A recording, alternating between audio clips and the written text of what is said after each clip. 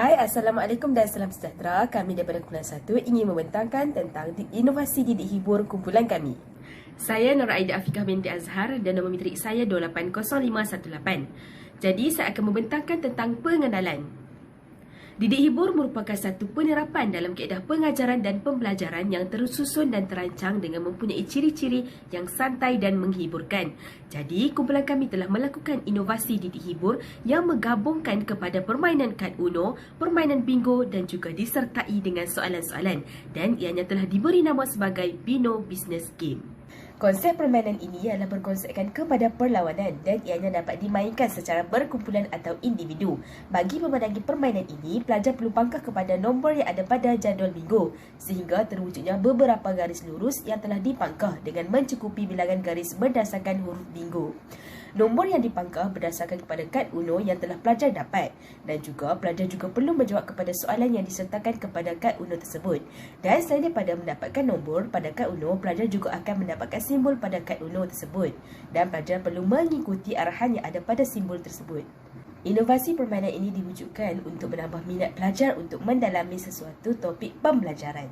Seterusnya, kita lihat pula bahagian hasil pembelajaran daripada produk inovasi ini. Pertama sekali, pelajar dapat lebih memahami konsep-konsep yang dipelajari dengan lebih mudah dan juga menarik.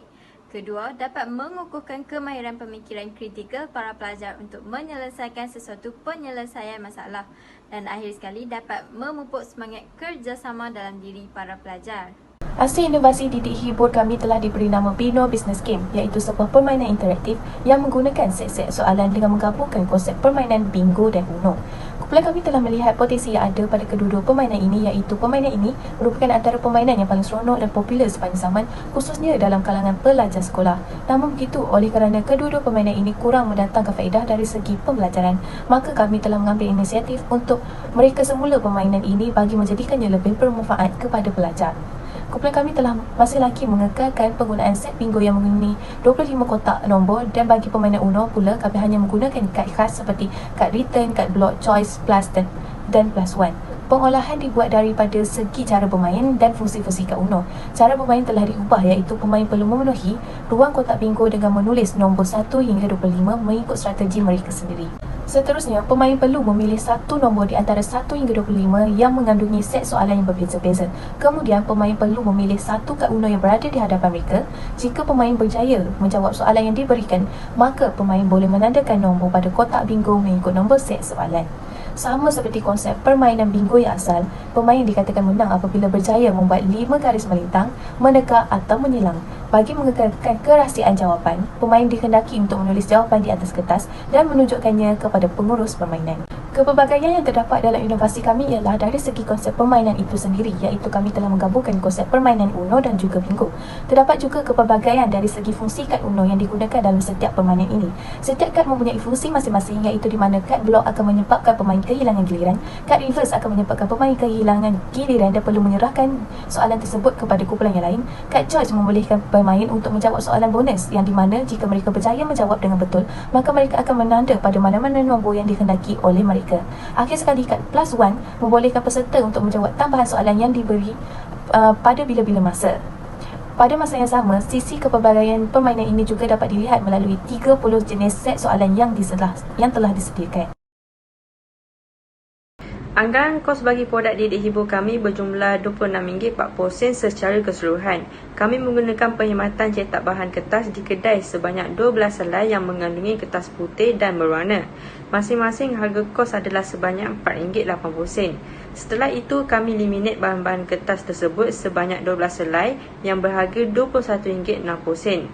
Selain itu, produk kami memerlukan pelajar untuk menandanya sebagai aktiviti utama bagi produk kami dengan menggunakan pen penanda yang berharga sebanyak RM2.40.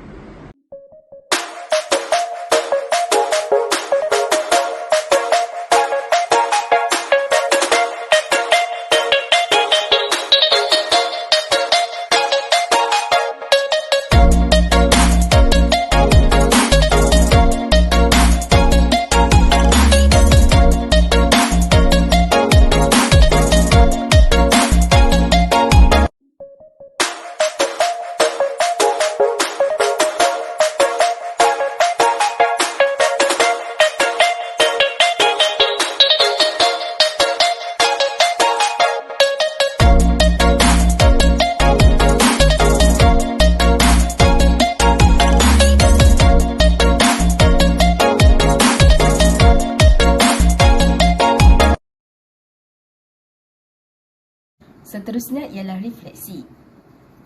Yang pertama ialah kerjasama kumpulan.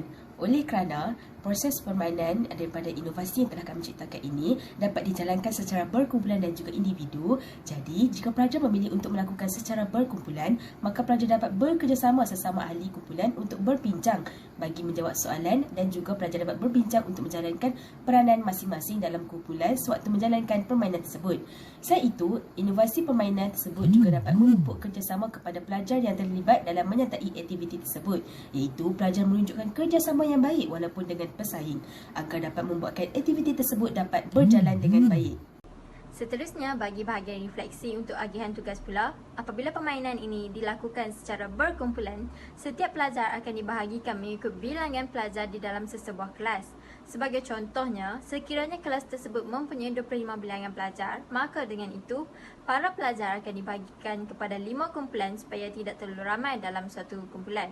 Setiap pelajar tersebut mempunyai tugasan mereka tersendiri, iaitu semestinya memerlukan seorang ketua untuk memastikan rakan lain masih berada pada landasan yang betul.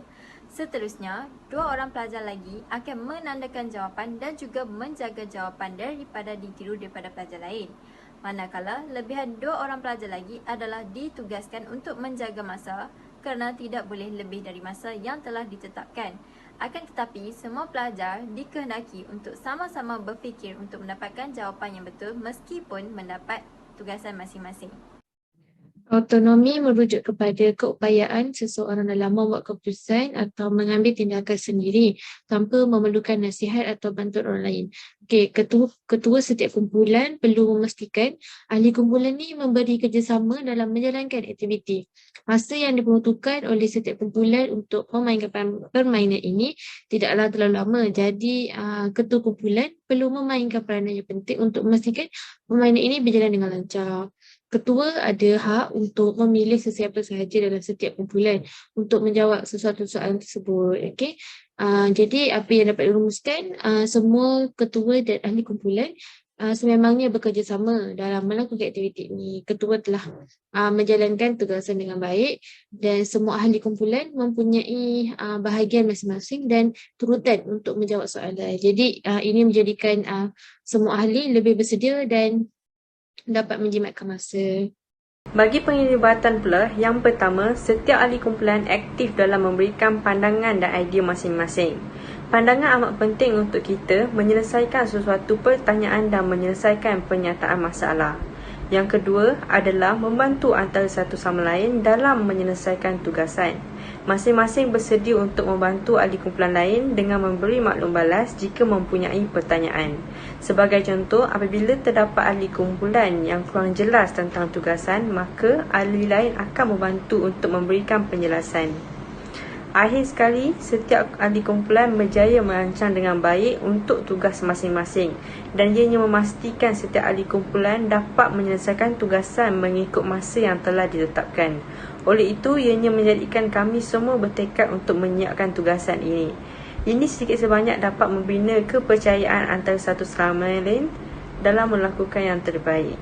Ialah komitmen. Komitmen adalah sikap setia untuk bertanggungjawab terhadap sesuatu bagus dalam pekerjaan, organisasi dan hubungan sehingga atas dasar inilah seseorang yang sudah melakukan kesepakatan akan sentiasa memenuhi apa yang telah menjadi kewajipannya.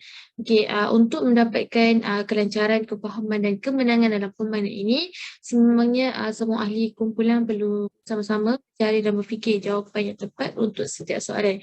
Setiap ahli perlu betul-betul rumus untuk mendapatkan jawapan kepada soalan-soalan yang diberikan.